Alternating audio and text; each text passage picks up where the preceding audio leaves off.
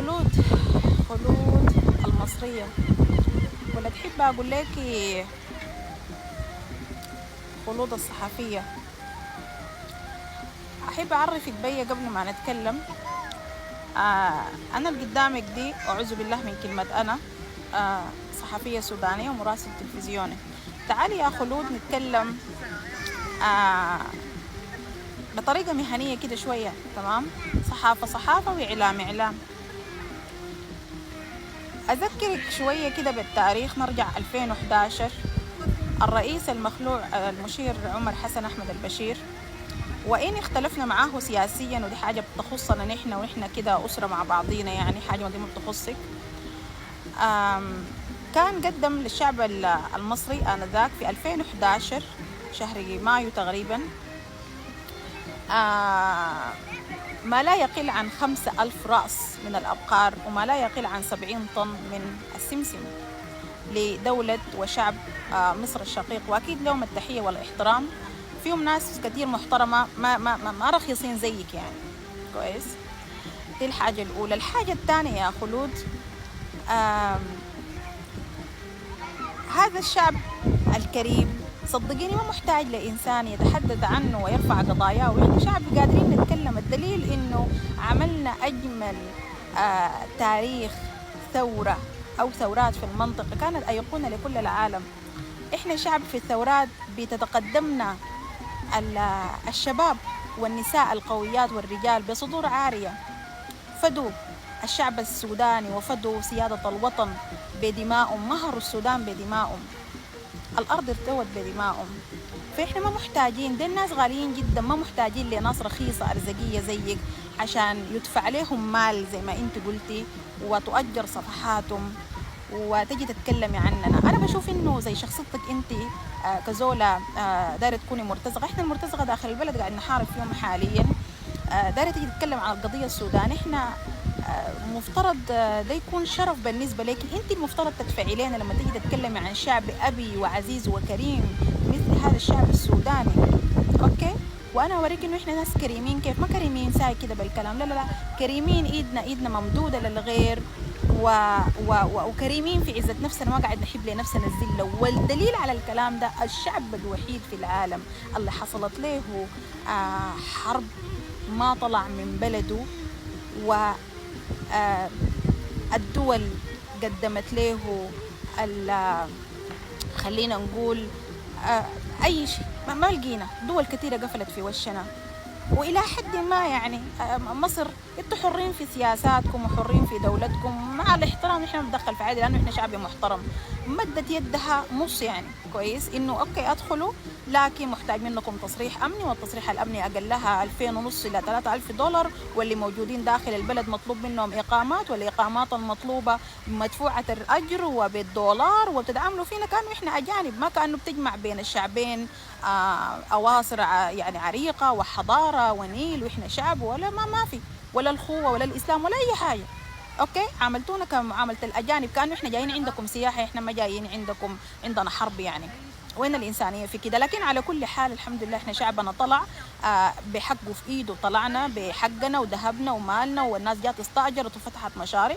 احنا الحمد لله ما محتاجين حتى الإنسان يتمنن علينا أو يقدم لنا حاجة. على فكرة بس للذكر أنا حبيت أذكرك إنه هذا الشعب لما يجوا يتكلموا فيه مفترض يتكلموا فيه الناس اللي عندها وزن، ما زيك أنت اللي بتبحثي عن محتوى وبتجمعي في لايكات ومشاهدات وعايزة لك ترين تعملين موضوع. لا لا لا لا، إحنا اللي مفترض يجي يتكلم عننا مفترض يكون سو براود وفخور، لأنه كونه يتكلم في هذا الشعب مثل الشعب السوداني شعب ترفع له القبعات. لكن أنت ما قلت لك رخيصة ومستعجلة جدا. واحنا ذاته لما تيجي تتكلم النساء في قضايا مثل قضايا الشعب السوداني بيكونوا بمواصفات عدة. احنا ما شعب رخيص عشان في شوية كده بعض الناس اللي مشوا جروا عملوا لك متابعات ولايكات وبتاع، كويس؟ لكن الناس الطبقة الفاهمة احنا في مجتمعنا الزيك ده ما بعينوا له اساسا ولا بتابعوه ولا بشوفوه يا خلود. اوكي؟ فاللي مفترض يجي يتكلم عننا وعن قضايانا يكون على وعي ومعرفة ودراية بهذا الشعب، اوكي؟ ويكون عنده هو ذاته وزن، وإنسان عنده ثقل مجتمعي ومعرفي وعلمي ذاته، علمي. انا ما لاقاني صحفي رخيص زيك بيكون بيبحث عن لايكات عن ترندات واشياء زي دي. انا بعرف انه مهنة الصحافة من المهن اللي عايزة تضحية، وخصوصا احنا كمعشر نساء عايزة نساء قويات حديديات مناضلات حقيقي، ما رخيصات، ما بتأجروا بالقروش. يا يا يا انا ما عارفة القى لك وصف اقول لك شنو صراحة، لانه احنا شعب محترم. تمام. فكل اللي عايزة اقوله لك، احنا الان المرتزقة اللي عندنا في بلادنا الان بنحارب فيهم، فما بنجي نأجر لنا منصات عشان إنسان يتكلم عننا. وعندنا من الصحفيين اللي كفاءة، هم ما شاء الله تبارك الله قادرين، موجودين في كل بقاع العالم وعندهم وزن وثقل، واحنا ما محتاجين حتى لصحفيين يتكلموا، احنا برانا كشعب كده بيطلعوا بيمثلوا أمة يعني. فصوتنا واصل يا خلود. عندنا ما لا يقل عن 500 قبيلة في السودان الحبيب، قادرين نوصل صوتنا حتى بلهجات ولغات، قادرين نوصل صوتنا على فكرة. عرفتي؟ التحية لقوات شعبي المسلحة، التحية لكل امرأة في وطني كريمة عزيزة أبية، التحية لكل إنسان وقف. إحنا من شدة ما شعبي كريم يا خلود عندنا حاجة اسمها التكايا، والتحية لكل امرأة أو رجل عامل مبادرات وفاتحين تكايا. إحنا في ظل الحرب ما جعنا يا خلود، بلدنا نارنا مولعة، نارنا ما انطفت في الحرب على مدار 3 سنين، نارنا في بلدنا ما انطفت رغم الحروب اللي احنا فيها. احنا برانا شعب كريم قادرين نعيز اهلنا اللي طلعوا شايلين حقهم في يدهم، جو اجروا عندكم وماكلين وشاربين وعاملين اقامات وامورهم طيبه. اللي ما قدر قاعد في الداخل محاصر، احنا كشعب وقفنا عليه بالنفير، قدمنا لاهلنا وما قصرنا، والتكايا مفتوحه والناس نار منطقة الحمد لله في بلدنا. ده بيدل على انه هذا البلد المبارك الطاهر، انه بلد اهل الكرم والكرام، ديل نحن السودانيين يا خلود. تمام.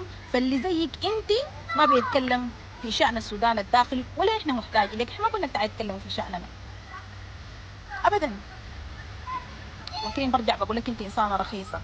الحاجة الثانية اللي عايزة اقول لك انه تتذكري في حرب سوريا، نتكلم قلت لك اعلامي. تمام. في سوريا اليوم التحيه كشعب سوري ما عايزين نمين عليهم، لكن لما حصلت الحرب وإن اختلفنا تاني برجع بقول لك مع البشير سياسيا، لكن برضه نحترم عنده مواقف انسانيه. فتح هذه الارض الطاهره السودان لكل سوري، قال لهم ده بلدكم الثاني بتصريح شهير جدا، ووجه كل الحكومات وكل السفارات اي مصر سوري مرحب به ويلكم في السودان بلده الثاني. فتح لهم التعليم مجان، الصحة مجان، اديناهم مقاعد في المدارس في الجامعات، امر باستخراج الجوازات لهم. احنا طلعنا ما لا يقل عن كذا الف باسبورت جواز للشعب السوري. قسمنا لهم بيوتنا يا خلود، اديناهم بيوتنا قسمناها معاهم، اي اسره سكنت معاها اسره من الاسر السوريه، ما قلنا لهم ادفعوا تاشيره ولا قلنا لهم تعالوا ولا بالعكس وقفنا معاهم وساعدناهم، واحنا ما ندمانين على حاجه زي دي على فكره ابدا، احنا ما ندمانين عليها. عرفتي؟ لانه دي سيدنا الشعوب الكريمه، وان شاء الله السودان بلدنا حتعود له وعزته وكرامته والعنفوان، وحترجع بلد كريمه اصيله جميله. ما حقول لك حنتعامل بالمثل، لا نحن حتظل بلدنا مفتوحه، حنظل نحن الشعب المعلم، دائما حنضرب المثل الاعلى في كل حاجه، في الاخلاق وفي الكرم وفي المعرفه وفي العلم، وحنظل الشعب المعلم. والاصل ما بيبقى صوره يا خلود. الطالبه من اهالي الكرام انه اعملوا الغاء متابعه لهذه الانسانه، لانه ما ما هي بتمثل الشعب السوداني، ولا هذه هي الشخصيه اللي ممكن تتكلم عنها. احنا في غنى عنها على فكره. الحاجه الثانيه اللي عايزه اقولها، تحيه لكل امراه مناضله في وطني، واولهم انا، اللي قادره توصل صوتها وصوت الشعب وصوت قواته المسلحه وصوت قضيتها. احنا ما محتاجين لامثال، ما محتاجين لناس رخيصه. عندي من نساء بلادي يرفعن الراس، وقادرين نحن نعيد ترتيب كل حاجة، ووقت بعد ما أمورها تترتب في وطننا في الداخل، إحنا عندنا قراراتنا الخاصة، حنعرف نتعامل مع منه ونقفل الباب في وش منه، وكل شيء بوقته، كل شيء بوقته حلو يا خلود. الحاجة اللي أنا عايزة أقولها، التحية لقوات الشعب المسلحة، التحية لهذا الشعب المناضل، التحية لأسر الشهداء،